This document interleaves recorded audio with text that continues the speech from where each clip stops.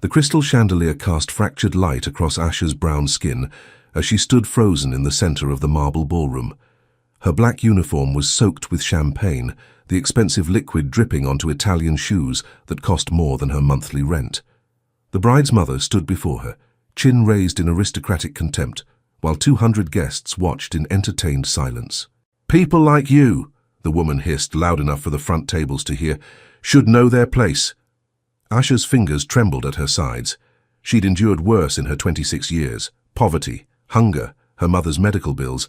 But this public humiliation burned differently. Through her wet eyelashes she glimpsed the man at table 1. Tall, dangerous, watching her with eyes darker than midnight. Adrian Falcone hadn't moved since the champagne flute accidentally collided with Asha's tray. But something in his stillness made the air itself hold its breath. "Marcus," he said quietly to the man beside him. His voice barely rose above a whisper, yet every head turned. "Cancel the wedding." Asha Williams adjusted her name tag for the 5th time as she studied her reflection in the staff bathroom mirror. The black uniform fit well enough, pressed crisp that morning in her studio apartment. Her natural coils were gathered in a neat bun, a few tendrils escaping to frame her face. She'd applied minimal makeup, enough to look professional, not enough to appear like she was trying too hard. "You're invisible," she reminded herself. "That's the whole point." The Ashford estate sprawled across 15 acres of Connecticut countryside, and tonight it hosted the wedding reception of Victoria Ashford and Bradley Morrison. Old money marrying new money in a celebration that cost more than Asha would earn in 5 years. Elite Catering had hired 20 extra servers for the event, and Asha needed this job. Her mother's treatment didn't pay for itself. "Williams!" The catering manager, a perpetually stressed woman named Helen, rushed past with a clipboard. "You're assigned to the East Wing tables, VIP section. Best behavior, minimal interaction, invisible service." "Yes, ma'am?" "And Williams." Helen's voice dropped. "Some very important people are here tonight. Don't mess this up." Asha nodded, swallowing the familiar taste of being reduced to a potential mistake. She collected her tray of champagne flutes and pushed through the service doors into the ballroom. The sight stole her breath. Cream roses cascaded from 20-foot ceilings. Gold-rimmed china set tables draped in silk. A string quartet played softly from an elevated stage. And the guests, dripping in diamonds wrapped in designer labels, radiating the kind of wealth that insulated people from consequences.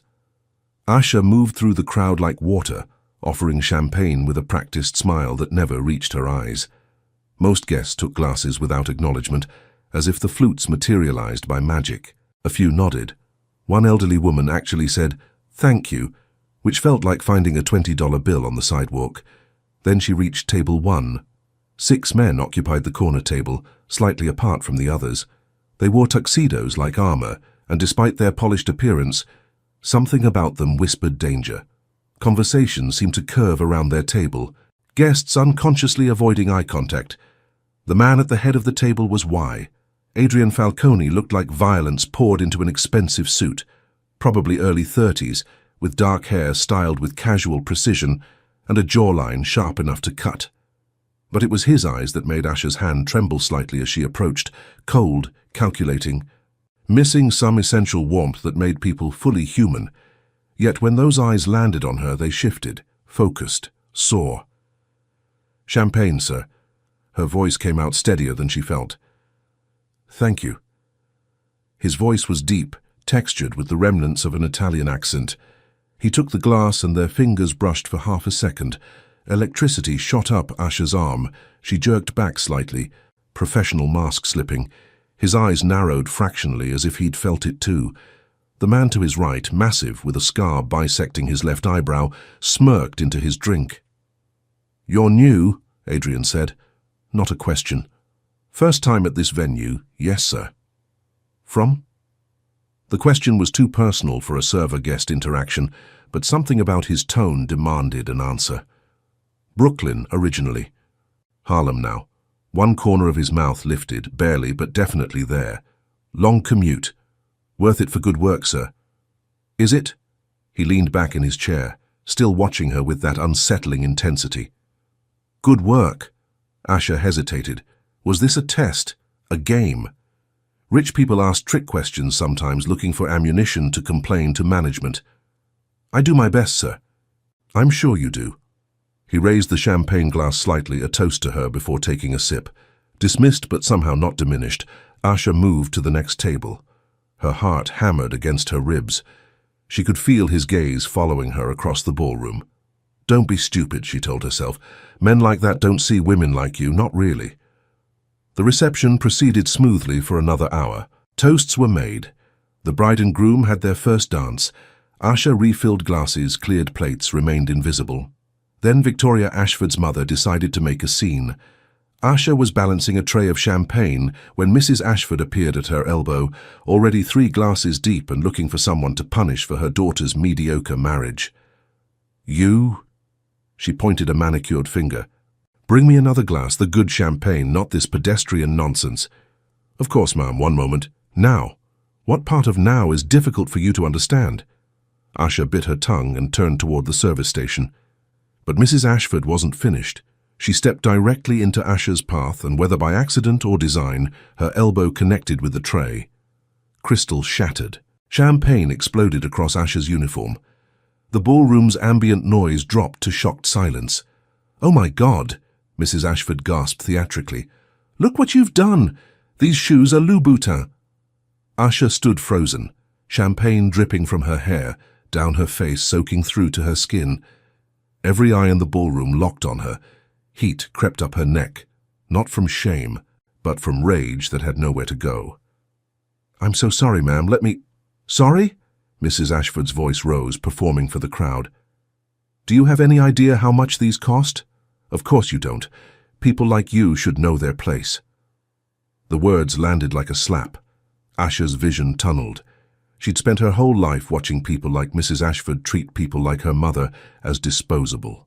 Worked 3 jobs to afford community college, skipped meals to pay for her mother's medication, and this woman, draped in more wealth than Asha would see in a lifetime, thought she had the right. "Mrs. Ashford." Adrian Falcone's voice cut through the ballroom like a blade. He hadn't raised his volume, but the sheer authority in his tone made Victoria's mother step back instinctively. He rose from his chair with the fluid grace of a predator, crossing the distance to where Asha stood. Up close, he was taller than she'd realized, at least 6'3", and his presence seemed to bend the very air. "Mr. Falcone," Mrs. Ashford simpered. "I apologize for the disruption. This woman," Adrian corrected softly, "was assaulted. By you." What?" "No," she spilled. "I saw you strike her tray." His dark eyes hadn't left Asha's face. "Everyone at table 1 saw it. Shall I have them testify?" The ballroom held its collective breath. Mrs. Ashford's face cycled through shock, fury, and fear in rapid succession. "Mr. Falcone, surely you understand that staff—" "Marcus!" Adrian finally looked away from Asha, addressing the scarred man who'd risen from table 1. "Cancel the wedding." The words hung in the air like smoke. "You can't—" Victoria Ashford appeared at her mother's side, wedding dress swishing. "This is my wedding. Was your wedding." Adrian pulled a white handkerchief from his pocket and handed it to Asha. "I own the catering company, the venue, the string quartet, the florist." He smiled, and it was the most terrifying thing Asha had ever seen. "And as of 10 minutes ago, I own the hotel where you're spending your wedding night. Consider it cancelled." "On what grounds?" Bradley Morrison, the groom, finally found his voice. "On the grounds that I can." Adrian's attention returned to Asha, dismissing the bride and groom as if they were insects. "Are you hurt?" Asha couldn't find words. This wasn't real. Men like Adrian Falcone didn't defend women like her. They didn't even see women like her. "I asked you a question." His voice gentled fractionally. "Are you hurt?" "No," she whispered. "Just wet." Something flickered in his expression. Amusement, maybe, or interest. "Come, you need dry clothes. I need to finish my shift. Your shift is over." He placed a hand on the small of her back, proprietary and protective at once. "You work for me now." 6. What did Adrian see in Asha that made him destroy an entire wedding to protect her? And what kind of world had she just stepped into? Keep watching to discover the dangerous truth behind Adrian Falcone's empire, and why Asha Williams might be the only person who can touch his frozen heart. Adrian guided Asha through the chaos erupting in the ballroom. Victoria shrieking, Mrs. Ashford demanding lawyers, guests whispering frantically into phones. His hand remained steady at her back, a brand of heat through her soaked uniform. They passed Helen, whose face had gone chalk white. "Mr. Falcone, I can assure you this is an isolated incident." "Ms. Williams is no longer in your employ," Adrian said without slowing. "Send her final paycheck to my office, with a bonus for hostile work environment." "But sir, are we unclear?" Helen stumbled over her agreement, and then they were through the service doors into the blessedly quiet staff corridor. Asha's mind spun. She'd just lost her job. No, she'd been rescued from her job by a man who casually owned catering companies and wedding venues. What the hell just happened? Adrian led her to a private elevator she hadn't known existed. His security guard, Marcus, he'd been called, appeared from nowhere to hold the door. Up close, the man was genuinely terrifying, built like a tank with cold eyes that assessed her as a potential threat. "Third floor," Adrian said. "My private suite." Asha's survival instincts finally kicked in. "I should probably just go home. Soaking wet in November." He looked at her properly for the first time since leaving the ballroom, and something in his expression made her breath catch. "I'm not going to hurt you, Asha." The sound of her name in his mouth did strange things to her pulse. "You know my name." "I make it my business to know things." The elevator doors slid open to reveal a hallway that looked nothing like the rest of the venue. Modern, minimalist, expensive in a way that didn't need to announce itself. This way. His suite was actually a full apartment, all floor-to-ceiling windows and sleek furniture that probably cost more than her annual income. The view overlooked manicured gardens lit by subtle landscaping lights, stretching into darkness. Adrian shrugged out of his tuxedo jacket and draped it over a chair. "The bedroom has a bathroom. Take a shower, warm up.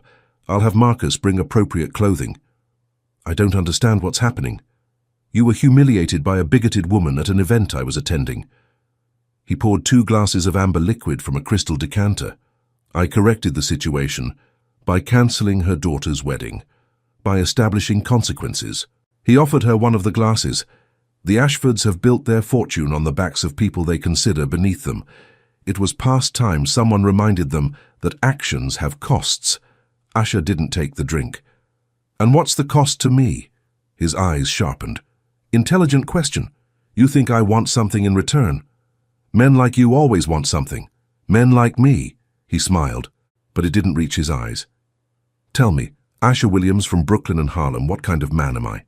Dangerous, powerful, capable of burning down worlds with a phone call, but also, and this scared her more, the kind of man who noticed when someone was being hurt and stepped in to stop it." "I don't know yet," she said honestly. "Good." He set both glasses down on the marble counter. "Never assume you understand someone until they show you who they are. Now go shower, we'll talk after." Asha wanted to argue, to maintain some control over this insane situation, but she was freezing and sticky, and her pride had already been shredded in front of 200 people. A hot shower sounded like salvation. The bathroom was obscene, heated floors, rainfall showerhead, toiletries that probably cost more than her grocery budget. She peeled off her ruined uniform and stood under water hot enough to turn her skin pink, washing away champagne and humiliation. When she emerged 20 minutes later, wrapped in a robe so soft it felt like sin, she found clothing laid out on the bed. Designer jeans that somehow fit perfectly, a cashmere sweater in deep burgundy, underwear still in the package, even shoes, simple leather flats in exactly her size. How does he know my size? She dressed quickly and returned to the main room to find Adrian at the window, phone pressed to his ear. He spoke in rapid Italian, his tone cold and authoritative. When he noticed her, he ended the call mid-sentence. "Better. Much. Thank you." She gestured at the clothing. "How did you—" "I'm good at reading people." He picked up the drinks he'd poured earlier, offering one again. "Bourbon. It'll help with the adrenaline crash." This time she accepted. The liquid burned pleasantly down her throat. "You speak Italian?" My family is from Sicily, third-generation American, but some things carry forward. He studied her over the rim of his glass. You looked surprised earlier when I knew your name. Elite catering requires background checks for events at this level. I read every file. That's invasive? Probably. He moved closer and Asha forced herself not to step back, but thorough. I know you've worked for them for 8 months, exemplary record, no complaints. Before that, you were at 3 other catering companies, 2 restaurants and a hotel. Always excellent reviews, always professional. Her fingers tightened on the glass. You really do make it your business to know things. I know your mother has stage 3 cancer. I know you dropped out of community college to pay for her treatment. I know you live alone in a rent-controlled apartment in Harlem and send half your paycheck to her care facility in Queens. His eyes never left hers. I know tonight wasn't the first time someone treated you as less than human because of the color of your skin or the size of your bank account, but I'm betting it was the first time someone destroyed their social standing to defend you. Asha's throat tightened. Why? Why did I intervene? Why do you care? You don't know me. I'm nobody to you. Adrian set his glass down with deliberate care. That's where you're wrong, Asha. You're not nobody. You're someone who's been fighting her whole life with dignity and grace. Someone who works 3 jobs to save her mother. Someone who didn't flinch when Victoria Ashford's bitch of a mother tried to make her feel small. He stepped closer, and the air between them charged with something electric. You're someone who interests me very much. I don't understand. I'm offering you a job. Whatever she'd expected, it wasn't that. What kind of job? Personal assistant. You'd manage my schedule, handle correspondence, coordinate with my various business interests. Legal businesses, he added with a slight smile. Before you ask.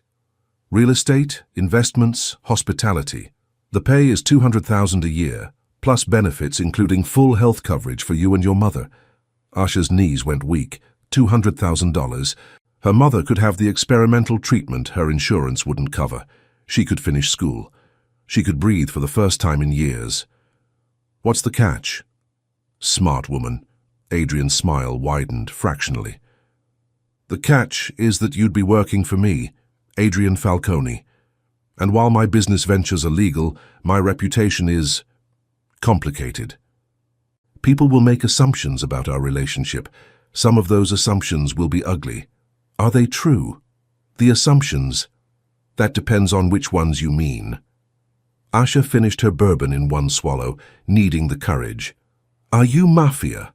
The silence stretched long enough to hear her heartbeat. Yes, Adrian said finally. My family has a legacy. I've worked to legitimize our operations, but the past doesn't wash away easily. I won't lie to you about what I am or where I come from. Will I be in danger? I would never allow anyone to hurt you. The certainty in his voice should have seemed arrogant. Instead, it felt like a vow. Why me? Asha asked. You could hire anyone. Someone with credentials, connections, experience. Because you have something I need more than credentials. He reached out slowly, giving her time to pull away, and brushed a wet curl from her cheek. You have integrity. In my world, that's rarer than diamonds. His touch burned. Asha's breath caught as his fingers lingered near her jaw, his dark eyes searching hers for something she didn't understand. I need to think about it, she managed. Of course. He stepped back, the connection breaking like a physical thing. Marcus will drive you home. Take a few days. Research me. I encourage it. Know what you're accepting. He pulled a business card from his pocket, black with silver lettering. My private number. Call when you decide. Asha took the card, her fingers trembling slightly. And if I say no? Then I thank you for an interesting evening and wish you well, but I'll still take care of your mother's medical expenses. She jerked her head up. What? Consider it an apology for tonight's disaster. You shouldn't suffer financially because I chose to make a point. His expression was unreadable. Whether you work for me or not, your mother will have the treatment she needs. Tears pricked Asha's eyes before she could stop them. No one had just given her something without demanding payment in return. Why would you do that? Adrian moved to the door, signaling the conversation was ending. Because I can, Asha, and because you deserve someone to fight for you the way you fight for everyone else. Marcus appeared as if summoned, his expression professionally blank. Asha followed him to the elevator in a daze, clutching the black business card like a lifeline. As the doors closed, she caught one last glimpse of Adrian Falcone standing in his doorway, watching her with those dark, knowing eyes, and she realized with absolute certainty that her life had just changed forever. Will Asha accept Adrian's dangerous offer? What secrets is the Mafia boss hiding behind his cold exterior?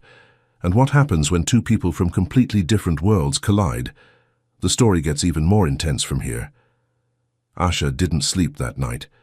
She sat at her small kitchen table in her studio apartment, Adrian's business card in front of her, and researched until her eyes burned. What she found didn't comfort her. Adrian Falcone, age 32, CEO of Falcone Enterprises, a multi-billion-dollar investment firm specializing in real estate development, luxury hospitality, and private security. On paper, completely legitimate. In practice, his name appeared in the margins of articles about organized crime, always as alleged or suspected, but never proven. His father, Marco Falcone, had died in a car bombing when Adrian was 19. His uncle had disappeared the same year. Adrian had taken over the family's interests, transformed them from obviously criminal to legally grey, and built an empire that straddled both worlds. He was called the Ice King in certain circles, ruthless, brilliant, dangerous to cross, and he'd offered her $200,000 a year to be his assistant. Her phone rang at 7 a.m., startling her from a half-doze over her laptop. Unknown number. Hello? Ms. Williams? A professional female voice. This is Dr. Chen from Meadowbrook Care Facility. I'm calling about your mother's treatment. Asha's heart stopped. Is she okay? She's fine. Better than fine, actually. I wanted to inform you that her account has been paid in full for the next 2 years, including the experimental immunotherapy treatment we discussed last month. The donor also set up a discretionary fund for any additional medical needs. What? Who? But she knew. Of course she knew. The paperwork says anonymous benefactor, but I wanted to make sure you were aware. We'll begin the new treatment protocol on Monday if you approve. Asha's hand shook. Yes, of course, thank you. After she hung up, she stared at Adrian's business card for a long time. He'd done this before she'd even decided, before she could say yes or no. He'd just saved her mother's life because he could. You deserve someone to fight for you. Her phone rang again. This time she recognized the number, Helen from Elite Catering. Asha, I'm so sorry about what happened. Mr. Falcone was very clear that the incident was not your fault. Your final check will include a severance bonus of $5,000 and a glowing reference letter. $5,000 for one night of work ending in public humiliation. Thank you, Helen. If you need a job in the future, I'll personally... I appreciate it. Asha ended the call and picked up the black business card. She dialed before she could talk herself out of it. Adrian answered on the second ring. Good morning, Asha. How did you know it was me? I've been waiting for your call. A pause. Did Dr. Chen reach you? You didn't have to do that. I hadn't decided yet. I know, but your mother needed treatment and I had the means to provide it. The two things aren't connected. Everything's connected. Asha stood, pacing her small apartment. You're not giving me a choice. Not really. You always have a choice. His voice was maddeningly calm. Say no and the treatment continues. Say yes and you also get the job. Either way, your mother is taken care of. That's manipulation. It's compassion. There's a difference. Asha laughed, slightly hysterical. You're a mafia boss lecturing me about compassion. I'm a man who knows what it's like to watch someone you love suffer because you can't afford to save them. The sudden rawness in his voice stopped her pacing. My mother died of a treatable illness when I was 17. We had money, plenty of it, but it was dirty money and the best doctors wouldn't touch us. By the time I found someone willing to help, it was too late. Silence. I can't save my mother, Asha, but I can save yours. Her eyes burned with unshed tears. Why are you being so honest with me? because you asked direct questions. And you deserve direct answers. She heard him moving, fabric rustling. I'm not a good man. I've done things that would horrify you. But I'm trying to be better than what I was raised to be. And I think... He paused. I think maybe you're someone who could help me remember why that matters. I don't understand what you want from me. I want you to work for me. I want you to be safe and compensated fairly for your skills.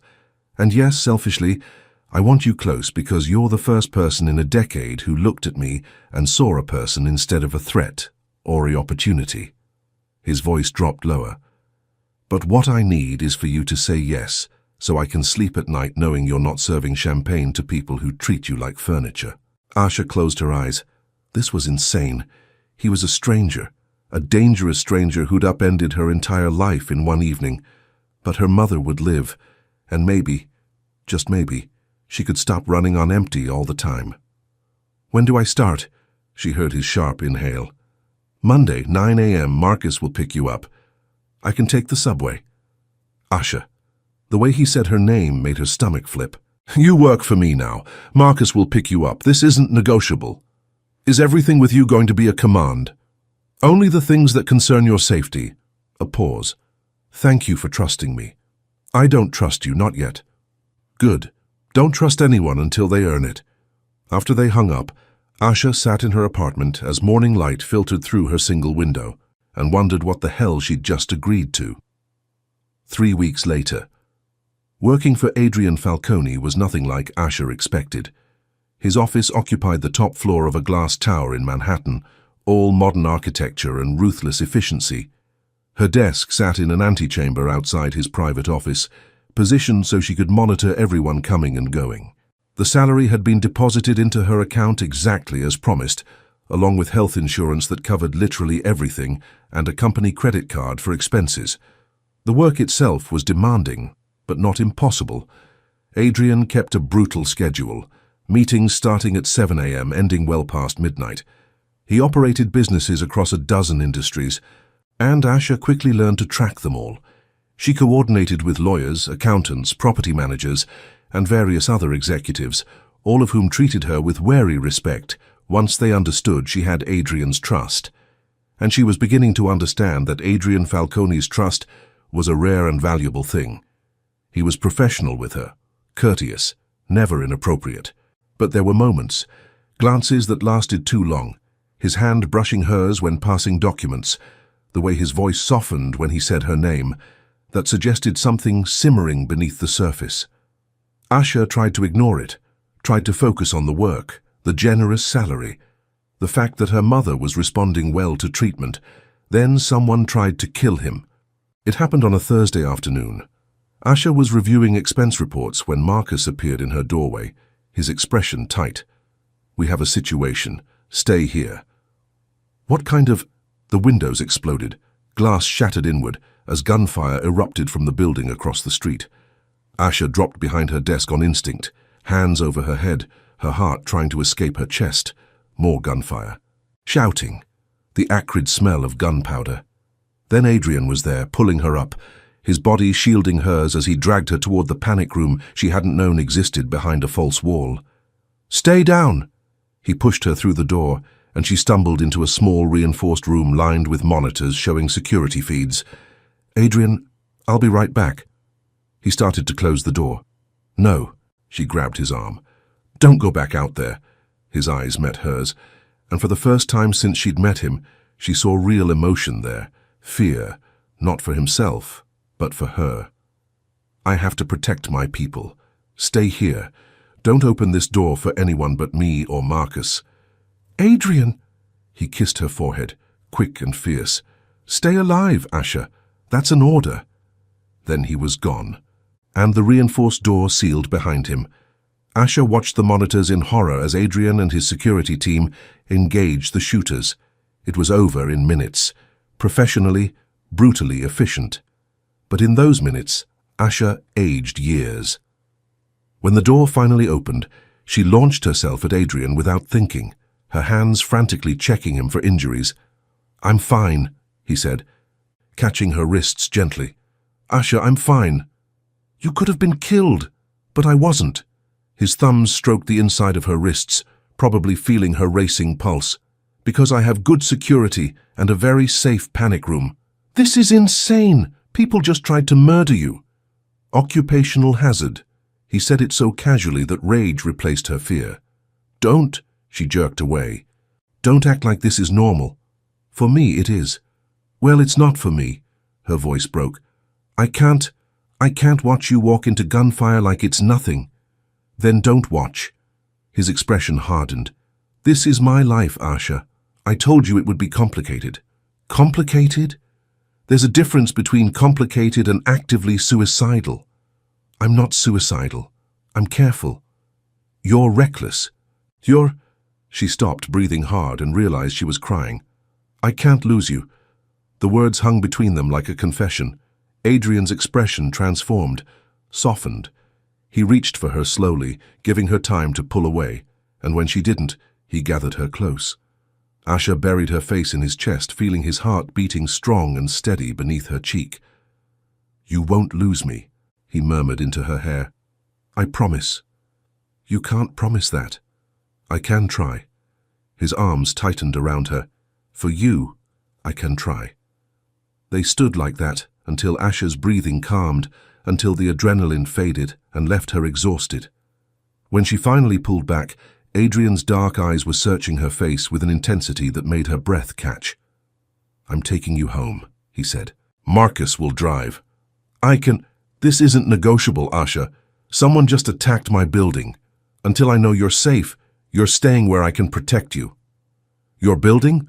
What about my apartment? Tomorrow we'll arrange for you to move into a secure location. Tonight you're staying in my penthouse. Adrian, please. The word was raw. Please just let me keep you safe. How could she argue with that? Everything just changed between Asha and Adrian. But who tried to kill him, and what does this mean for Asha's safety? The danger is only beginning, and the truth about Adrian's world is darker than she ever imagined. Stay with us for the explosive conclusion. Adrian's penthouse occupied the top 3 floors of a building in Tribeca, protected by security that made Fort Knox look casual. Asha was too numb to fully process the luxury. The art on the walls probably worth millions, the view of Manhattan glittering like scattered diamonds, the casual wealth in every detail. Marcus deposited them inside and disappeared to coordinate increased security. Adrian guided Asha to a leather sofa and poured her a brandy without asking. Drink. You're shaking. She was. The adrenaline crash hit hard, making her hands tremble as she accepted the glass. This is really your life. Gunfire and bulletproof glass and panic rooms. Yes. He sat beside her, close but not touching. I'm sorry you had to see it. How long has this been going on? The attacks? On and off for years. This one was more aggressive than usual. His jaw tightened. They targeted my building during business hours. They didn't care about collateral damage. Who are they? Adrian was quiet for a long moment, staring into his untouched brandy. A rival family, the Morellis. They've been trying to push me out of certain territories for the past year. Today was their declaration of war. What territories? The legitimate ones. He looked at her then, and she saw exhaustion behind his eyes. When I took over the family business, I made a choice. I wanted to go legal, build something that didn't require violence and fear. But some people don't want me to succeed. If the Falcone family goes legitimate, it sets a precedent. Other families might follow. The old guard can't allow that. So they're trying to kill you for being less criminal. Essentially. His laugh was bitter. Ironic, isn't it? Asha set down her brandy, her mind racing. Can't you go to the police? And tell them what? That my Mafia rivals are attacking me? I'd be incriminating myself. He shook his head. This is handled internally, always has been. That's insane. That's the life I was born into. He stood, moving to the window. I didn't choose this, Asha, but I'm trying to change it from the inside. It's slow work, dangerous work. And today, you almost paid the price for my choices. Asha joined him at the window, studying his reflection in the glass. He looked older suddenly, burdened by the weight of responsibilities she couldn't fully comprehend. What happens now? She asked quietly. Now I retaliate, carefully, proportionally, enough to make them think twice before targeting me again. He glanced at her. And I make sure you're protected. The Morellis know about you now. They saw Marcus evacuate you. That makes you a potential target. Ice flooded her veins. My mother, already secured. I've moved her to a private facility with 24-hour armed security. She's safe. Relief and anger warred in Asha's chest. You didn't ask me. There wasn't time, and I wasn't willing to take chances with her life. His eyes met hers. I know I'm making decisions for you. I know that's not fair, but I can't. His voice cracked. I can't lose you, Asha. The rawness in his voice undid her. Adrian, I know I have no right to feel this way. You've worked for me for 3 weeks, but you've become... He stopped, jaw working. Important. You've become important. Asha's heart hammered. Important how? He turned to face her fully, and the vulnerability in his expression stole her breath. You make me remember who I wanted to be, before my father died, before I had to become this. He gestured to himself, the expensive suit and harder edges. You see me, Asha, not the money or the power or the threat, just me. I see all of you, she corrected softly, including the dangerous parts. And you're still here. I'm still here. The air between them charged with electricity. Adrian reached out slowly, his hand cupping her cheek with unexpected tenderness. His thumb traced the line of her jaw, and Asha's eyes fluttered closed at the contact. I want to kiss you, he said roughly, but I need you to understand what that means. If I kiss you now, I'm claiming you, and I protect what's mine with everything I have. Asha's eyes snapped open. I'm not property. No, you're infinitely more valuable. His dark eyes searched hers. But in my world, relationships are leverage, weaknesses to exploit. If you're mine, every enemy I have will try to use you against me. Then maybe this is a bad idea. Probably. His hand slid to the back of her neck, fingers threading through her natural curls. But I've stopped caring about good ideas where you're concerned. Adrian, he kissed her. It wasn't gentle. It was possession and desperation and 3 weeks of tension finally breaking. Asha gasped against his mouth, and he swallowed the sound, deepening the kiss until she forgot how to breathe. His other arm wrapped around her waist, pulling her flush against him, and she felt his control fracturing.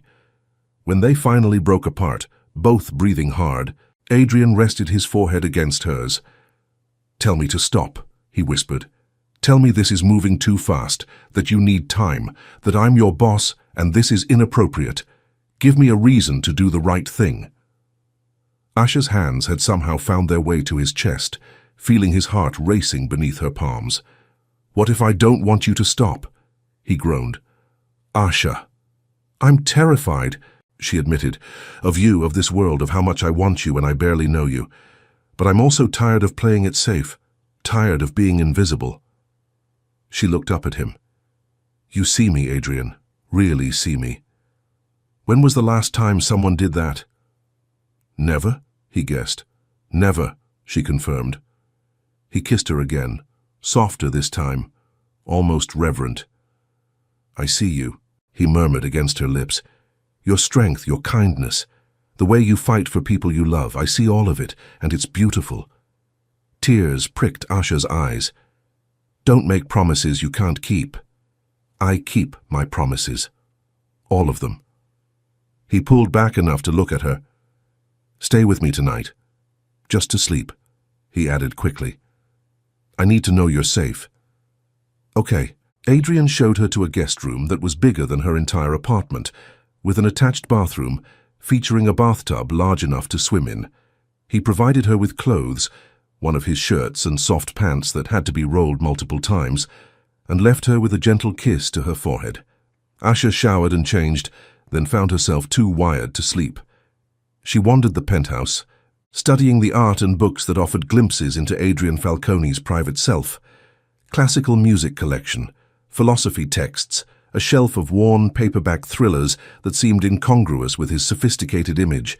She found him in his study, still dressed but jacket discarded, working at a massive desk. Can't sleep either, he asked without looking up. Too much adrenaline. She entered the room, drawn to the wall of windows behind his desk. You really can see the whole city from here. Sometimes I stand here and count the lights. Reminds me that all these buildings are full of people living ordinary lives. Problems that don't involve bullets and blood feuds. He joined her at the window. Makes me want things I have no right to want. Like what? Ordinary things. Sunday mornings without checking for car bombs. Taking someone I care about to dinner without a security detail. A future that isn't measured in territory and body counts. He looked at her. A woman who sees past what I am to who I could be. Asha's breath caught. Adrian. I'm falling for you. The words were quiet, but absolute. I know it's too soon. I know it's dangerous. But you should know the truth. You should know that when I said I protect what's mine, I meant you. Only you. We barely know each other. I know you stayed late twice last week to help Marcus's daughter with her college essay. I know you take your coffee with too much sugar and not enough cream. I know you call your mother every night at 8 to say goodnight. I know you've been reading psychology textbooks in your spare time because you want to finish the degree you had to abandon. He touched her face gently. I know you're scared of what you feel for me, but too brave to run from it. How do you know all that? Because I pay attention to you the way you deserve to be noticed. His thumb traced her lower lip. Tell me I'm wrong. Tell me you don't feel this too. She couldn't, because he wasn't wrong. In 3 weeks, Adrian Falcone had become essential to her in ways that defied logic. His presence steadied her. His rare smiles felt like victories. The thought of him in danger made her chest physically ache. I feel it, she whispered, and it terrifies me. Good. Fear means you're smart enough to understand the stakes. He kissed her, soft and deep. But I'm betting you're brave enough to take the risk anyway. Arrogant. Accurate. He smiled against her mouth. Stay with me, Asha. Not just tonight. Really stay. Let me protect you, cherish you, give you everything you deserve. That's not a relationship, Adrian. That's a fairy tale. Then let me give you a fairy tale. His eyes held hers, dark and intense and utterly sincere. You've fought alone your whole life. Let someone fight for you for once. Asha felt tears slip down her cheeks. What if you get hurt because of me? What if the Morellis? Then I handle it. That's what I do, Asha. I protect the people I love. He wiped her tears with gentle thumbs. And I love you. I know it's insane and too fast and completely illogical, but I looked at you in that ballroom 3 weeks ago, watched you endure humiliation with your head high, and something in me recognized something in you, like I'd been waiting my whole life to find you. That's destiny talking. Maybe. Or maybe sometimes two people are meant to collide precisely when they both need saving. He kissed her forehead, her cheeks, her lips. Save me, Asha. Be my reason to keep fighting for something better. That's a lot of pressure. Then let me ease it. He pulled her close, wrapping her in arms that felt like safety and danger at once. We'll figure it out together, day by day. I'll teach you my world and you'll teach me how to be human again. Deal? Asha buried her face in his chest, breathing in his scent, expensive cologne, and something essentially him. Deal. They stood like that until the adrenaline finally faded, until exhaustion dragged them both toward sleep.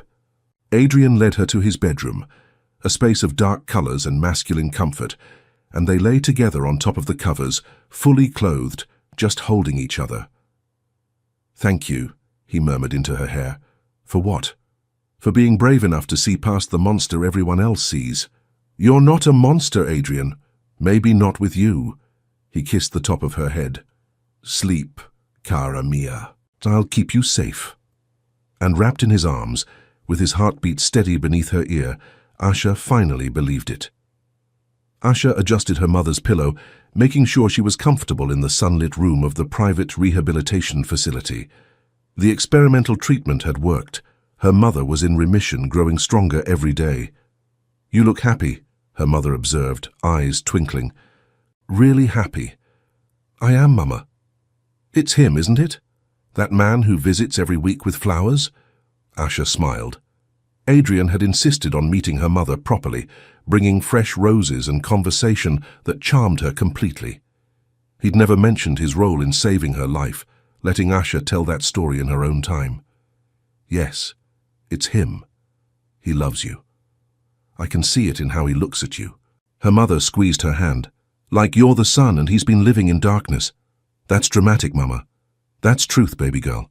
She studied Asha's face. You love him too. I do. The words came easier now. I love him so much it scares me sometimes. Good love is supposed to be a little scary. Means you're risking something real. Her mother patted her hand. He's good to you? He's everything, Mama. Protective, generous, patient. He's teaching me Italian. I'm teaching him to cook actual food instead of just ordering from restaurants. She laughed. Last week he burned water trying to make pasta. Her mother's laugh was music. You deserve this happiness, Asha. You fought so hard for so long. We both fought, Mama. And we both won. Later, Asha found Adrian waiting in the facility's garden, looking at ease in casual clothes, a rare sight. He'd loosened his grip on some of his business obligations, delegating more to trusted people. The war with the Morellis had ended with a negotiated peace that shocked everyone. Adrian had proven he could be ruthless when necessary, but preferred strategy to violence. Ready? He asked, standing as she approached. Where are we going? It's a surprise.